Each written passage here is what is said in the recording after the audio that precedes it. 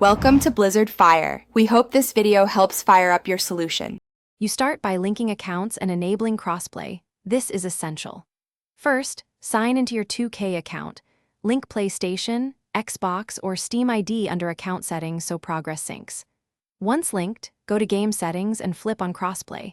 Accept prompts and privacy permissions so matchmaking can see all platforms.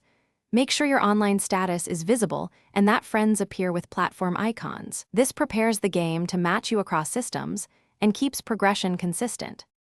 Once accounts are linked, build your party and define match preferences. Invite friends via the in-game social menu or enter a 2K friend code so you can group across platforms. Once they join, confirm everyone's controller type and latency. Next, set matchmaking preferences, region, acceptable skill range, and max party size, because these affect wait times and match fairness. Then choose public or private lobbies and ensure the crossplay lobby toggle is on. This minimizes connection. You finish by launching matchmaking and observing connectivity. Watch ping, packet spikes, and whether voice chat links all players.